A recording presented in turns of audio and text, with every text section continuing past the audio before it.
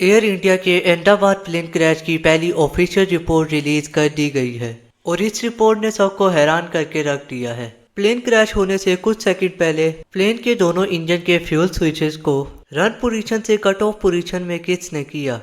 Fuel cut off होने के बाद जब दोनों इंजन बंद होने लगे तो एक पायलट ने पूछा फ्यूल कट ऑफ क्यों किया है, जिसका जवाब देते हुए दूसरे पायलट ने कहा मैंने नहीं किया। इसके पीछे क्या रीजन थी कि टेक ऑफ करने के फौरन बाद दोनों इंजन के फ्यूल स्विचेस को बंद कर दिया गया। क्या इन स्विचेस के अंदर कोई मसला था या पायलट ने जानबूझकर किया या फिर कोई फेलियर हो गया था प्लेन में। असल में इस प्लेन के साथ क्या हुआ आइए देखते हैं आज के इस वीडियो में।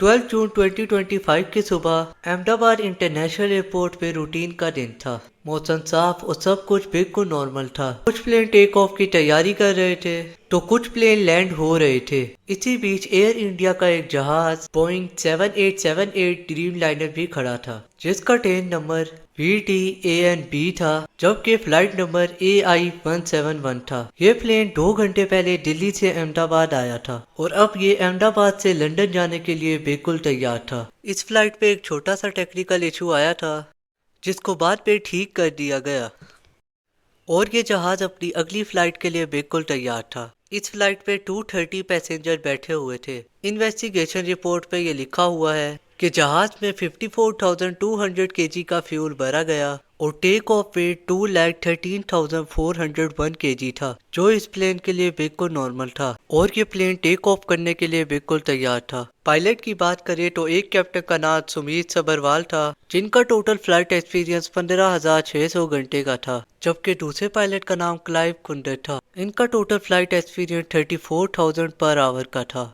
रिपोर्ट में ये भी बताया गया है दोनों पायलट ने फ्लाइट से करीब 1.5 घंटे पहले ब्रेथ एनालाइजर टेस्ट पास कर लिया था और फ्लाइट के लिए बिल्कुल तैयार थे। बोर्डिंग होने के बाद एयर ट्रैफिक कंट्रोल की रिकॉर्डिंग के मुताबिक 1:13 पे प्लेन ने टर्मिनल से स्टार्टअप की परमिशन मांगी। 1:33 PM और 45 सेकंड पर ATC ने प्लेन को रनवे 23 पे लाइनअप होने का कहा। टेक ऑफ की परमिशन मिलने के बाद 1:37 PM और 37 सेकंड पर पायलट ने प्लेन को स्पीड अप करना शुरू किया। 1:38 PM और 39 सेकंड्स पर प्लेन ने टेक ऑफ कर लिया। यहाँ तक जो भी हुआ वो सब कुछ नॉर्मल था, लेकिन इसके बाद जो कुछ हुआ उसने सबको हैरान कर दिया। इंजन 1 और इंजन 2 के फ्यूल कट ऑफ स्विचेस अचानक से रन पोजीशन से हटकर कट ऑफ पोजीशन में आ जाते हैं, यानी इंजन की फ्यूल सप्लाई अब कट गई। कॉर्पोरेट वॉइस रिकॉर्डर के मुताबिक ठीक इसी पॉइंट पे एक पायलट कहता है तुमने फ्यूल स्विच क्यों कट किया है, और फिर दूसरा पायलट कहता है मैंने नहीं किया।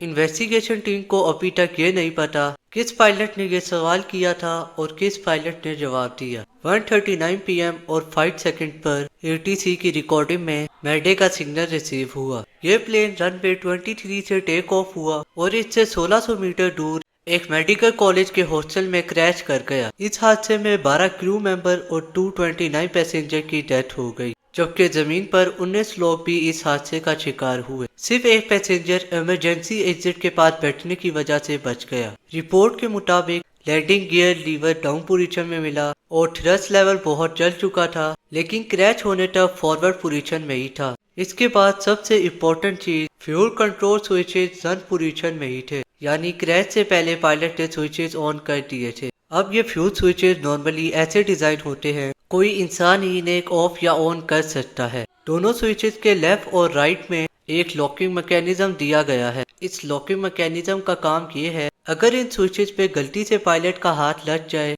तो ये ऑन या ऑफ ना हो सके। जब भी पायलट ने इंजन का फ्यूल ओपन करना हो तो पायलट अपने दोनों हाथों से ही इसे ओपन कर सकता है। एक हाथ से लॉक को पुश किया जाता है और दूसरे हाथ से स्विच को पुल करके ऊपर या नीचे किया जाता है, और यही चीज सबसे हैरान कुन है क्योंकि एक हाथ से कोई फ्यूल स्विचेस चाह कर भी ऑन या ऑफ नहीं कर सकता। और अगर स्विच पायलट ने बंद नहीं किए तो किसने किए हैं, और अगर ये गलती से हो गया तो दोनों स्विचेस गलती से कैसे बंद हुए, वो भी एक के बाद एक। रिपोर्ट में ये भी लिखा हुआ है दोनों स्विचेस 1 सेकंड के गैप से बंद हुए थे।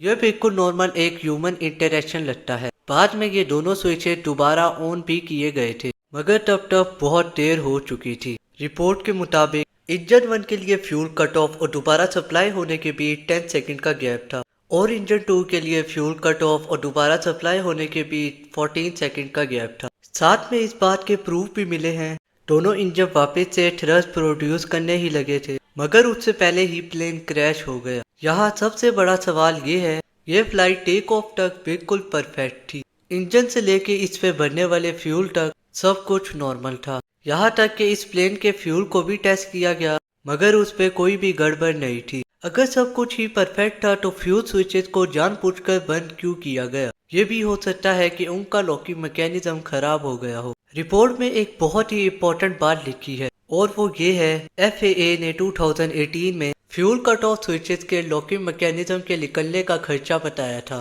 यानी इस बात का चांस था फ्यूल स्विचेस का लॉकिंग सिस्टम निकल सकता है। इसी के साथ साथ FAA ने 7 साल पहले वार्न किया था कुछ फ्यूल कंट्रोल स्विचेस के लॉक डिसएंगेज स्टेट में इंस्टॉल हुए हैं। एयर इंडिया ने इसको स्किप किया क्योंकि वो लाजमी नहीं था, बल्कि FAA की तरफ से एक एडवाइस थी। अगर ये मान लिया जाए कि लॉकिंग मैकेनिज्म खराब था और वो ऑफ हो गया, तो ऐसा कैसे हो सकता है कि 1 सेकंड के वक्फे से दोनों स्विचेस ऑफ हो जाएं? और अगर पायलट ने ये जानबूझकर किया तो इसकी एक ही वजह हो सकती है, और वो है सुसाइड।